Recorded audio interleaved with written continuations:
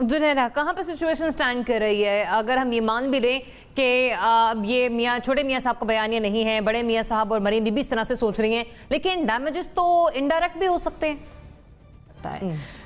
The problem is कि basically जो line इस APC में मियाँ नवाज शरीफ ने ली है वो एग्जैक्टली वही लाइन है इन सिंक विद जो कि हुसैन हक्कानी लेते रहे हैं, जो फराह इस्फहानी लेती रही हैं।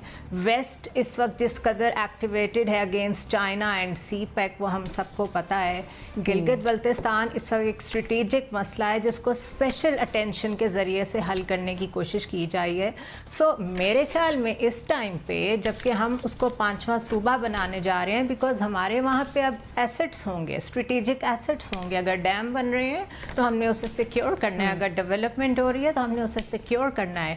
And by declaring it a 5th province of Pakistan हम उसे लेजिटिमाइज करेंगे कि कल को इंडिया जो कहता है हम आके मुजफ्फराबाद तक कब्जा करेंगे वो ना हो सके।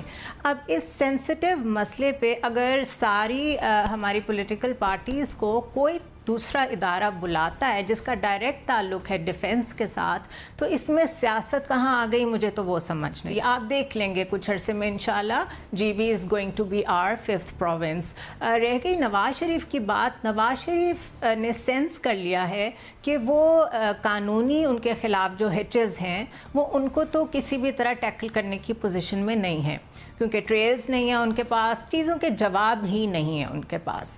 तो the max he can do is कि कम से कम अपनी बेटी के लिए कोई लेगेसी छोड़ जाएं, लेकिन जो लैंग्वेज वो अपनी बेटी को जनरेशन टू जनरेशन मुंतकिल करने की कोशिश कर रही हैं, that is not in line with Pakistani politics. This is not how Pakistan is gonna work. ठीक है, अच्छा मुझे एक पॉइंट अगर ऐड करने, दो बातें जुनैरा साहिबा ने की। एक जो कि नवाज शरीफ का जो नुक्ता नज़र है वो शायद हुसैन हक्कानी या जो बाकी लोग जो पाकिस्तान से बैठ के प्रोपेगेंडा करते हैं, मेरे ख्याल में हमें अपने आप से सवाल पूछना है कतई नज़र इसके कि नवाज शरीफ का क्या बैकग्राउंड है, क्या जो उन्होंने बातें की हैं क्या वो हकीकत नहीं है, क्या इस मुल्क में हकीकी जमहूरियत है। बहुत से सवालात हैं, क्योंकि हम शायद बाज़ दफ़ा इश्यूज़ को दबाने के लिए बड़ी आसानी से कह सकते हैं कि जी हाँ हम इंडिया का प्रोपेगेंडा कर रहे हैं, हमारे यहाँ इंटरनल फॉल्ट लाइन्स मौजूद हैं। दूसरा, गिलगित बल्तिस्तान वाली मीटिंग की जो बात होती है बिल्कुल सही है कि उसमें डिफेंस और सिक्योरिटी के मामलात हैं, अगर अस्करी लीडरशिप बुलाती है तो बिल्कुल जाना चाहिए। लेकिन वो क्यों बुलाते हैं ये भी मैं आपको बता दूं कि इन 2 सालों में जितनी क्राइसिस आए, हमारे जो वज़ीर-ए-आज़म इमरान खान हैं, आई एम सॉरी टू से वो वज़ीर-ए-आज़म इमरान खान के तौर पे एक्ट नहीं करते। इवन बालाकोट का जो वाक़या हुआ उसके बाद नेशनल सिक्योरिटी की एक मीटिंग हुई, मैं ये आपको फर्स्ट हैंड अकाउंट बता रहा हूँ, जब मिलिट्री लीडरशिप ने उनसे कहा कि सिचुएशन बड़ी गंभीर है, आपको अपोजिशन से बात करना पड़ेगी, तो इमरान खान साहब ने कहा मैं बात नहीं करूँगा, आप बात करें। तो ये जो मीटिंग का वेन्यू है, ये प्राइम मिनिस्टर साहब मीटिंग कॉल करते, मिलिट्री लीडरशिप वहाँ पे होती और फिर उनको ब्रीफ करती, तो ये बहुत बेहतर था। तो ये चीज़ें हमें नहीं भूलनी चाहिए कि बेशक हमारे जो एक्सटर्नल एनिमीज हैं हमारे खिलाफ काम कर रहे हैं, लेकिन एक सीरियस इंटरनल इश्यूज हमारे अंदर हैं। जब तक हम उस मुनाफकत को नहीं छोड़ेंगे, जब तक हम डायरेक्ट उन इश्यूज को हेड ऑन नहीं करेंगे, हमारे मसाइल हल नहीं होंगे। सेकेंडली हमें जो गद्दारी के फतवे हैं ना वो भी देना बंद कर देना चाहिए मेरे ख्याल में। अब we should go past this. कोई गद्दार नहीं है, सब पाकिस्तान के मफाद में। ट्रू दैट, ठीक कह रही हैं आप अनिका, बिल्कुल ठीक कह रही हैं। और ऐसे में PMLN में, खैर मैं सेगमेंट को बहस हम किसी और तरफ लेकर नहीं जाना चाह रहे। PMLN में कोई सियासी दमखम मौजूद नहीं, ये कलेक्टिव एनालिसिस है, वो ये अफोर्ड नहीं कर सकते कि तसादुम की राह को या उस रास्ते को अपनाएं। लेकिन कामरान ये कह रहे हैं कि मियाँ साहब और मरियम बीबी के जो मैसेजेस हैं वो क्लियर एंड शर्ट हैं कि वो लोग एग्रेसिव हो चुके हैं और अब पॉइंट ऑफ नो रिटर्न पर वो आ चुके हैं। क्या इन अद्वियात की कीमतों को बढ़ाना वाकई नागुज़ीर हो चुका था? NBC, आपको ऐसा लगता है कि ये हुकूमत के लिए जरूरी हो चुका था? जी, सुप्रीम कोर्ट का फैसला था कि 4 या 5 हफ्तों में आप इसको डिसाइड करें और कंज्यूमर प्राइस इंडेक्स के मुताबिक बनाएं। अच्छा, सुप्रीम कोर्ट ने तो कहा था कि CPI के मुताबिक बनाया इसको, आपने पता नहीं किसके मुताबिक बना दिया इसको, कि जहाँ एक गोली की कीमत 50% उसमें इंक्रीज़ हो रहा है। कैंसर की और कुत्ते के कांटे की दवाएं आपकी रीच से बाहर हो जाएंगी, आप देखिएगा कुछ दिनों बाद। आटे चीनी की कीमतें अभी महंगी हो गई हैं, पेट्रोलियम मसनूआत की कीमतें 30 तारीख का वेट नहीं किया जाता, 26 तारीख को इसकी कीमतें बढ़ा दी जाती हैं। अद्वियात की कीमतों के हवाले से डॉक्टर जफर मिर्जा के बारे में बहुत सारी खबरें फैलने लग गई थी और अब दोबारा एक बार फिर लाइफ सेविंग ड्रग्स की कीमतें भी आपने बढ़ा दी हैं। मैं आपको बताती हूँ, एक हार्ट पेशेंट है, जिंदगी भर उसका रिश्ता अद्वियात के साथ बंध जाता है। एक हेपेटाइटिस का पेशेंट है, उस पेशेंट की कीमतें जो उसकी अद्वियात की हैं वो पहले ही आसमानों से बातें कर रही हैं। कैंसर का पेशेंट है, वो पहले ही शौकत खानम जैसे इंस्टीट्यूट ढूंढ रहा होता है कि कहीं से मुफ्त इलाज हो जाए उसका।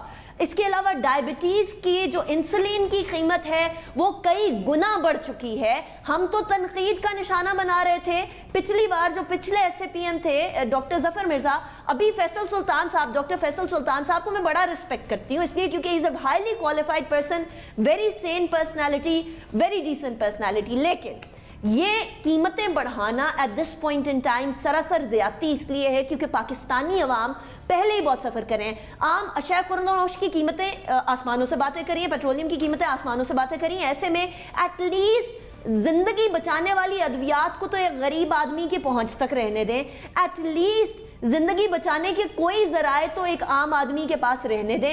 ऐसे तो ना बेयारो मददगार दर दर की ठोकरें खाने के लिए एक आम आदमी को छोड़ दें कि वो फिर कहे कि काश जो है वो वही वाली PTI होती जो अपोजिशन में थी, वो बातें करती थी, वो अभी आके हुकूमत में भी करती। So I don't think this is fair. और ये बात हमें अंदाजा है कि कीमतें बढ़नी थी क्योंकि जब डॉलर की कीमतें बढ़ी तो बहुत सारे इंग्रेडिएंट्स की कीमतें बढ़ गई, बहुत सारी केमिकल्स की कीमतें बढ़ गई। लेकिन स्टिल आई थिंक कि लाइफ सेविंग ड्रग्स को सब्सिडाइज करना पड़े तो वो भी करें क्योंकि बहुत सारे लोग अभी लाइफ थ्रेटनिंग सिचुएशन से गुजर रहे हैं और कोरोना के टाइम पे जो इकोनॉमिक क्रंच आया है, कोई भी शख्स इन लाइफ सेविंग ड्रग्स को अफोर्ड मतलब किसी भी तरीके से आप कह रहे हैं कि ये जस्टिफाई नहीं किया जा सकता इस तमाम तर फैसले की नौयत को। पॉइंट रेज करना चाह रही हैं, आपने हाथ खड़ा किया।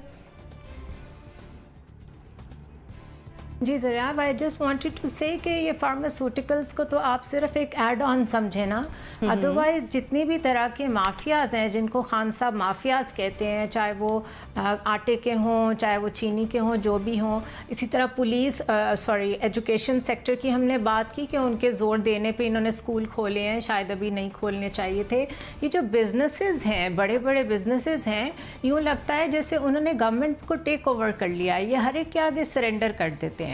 और उसके बाद जब इनको नज़र आता है कि इनकी क्रेडिबिलिटी ख़राब हो रही है तो ये डिफेंसिव पे जाके उन लोगों को डिफेंड करना शुरू कर देते हैं कि देखिए हमने लोगों को रिलीफ भी तो देना है, हमने एक्सपोर्ट्स भी तो बढ़ानी है, हमने ये भी तो करना है। तो बेसिकली गवर्नमेंट की रिट इस वक्त चैलेंज होती है। Every time they give in to a business community तो उनकी रिट चैलेंज होती है। तो it's a failure of the government basically.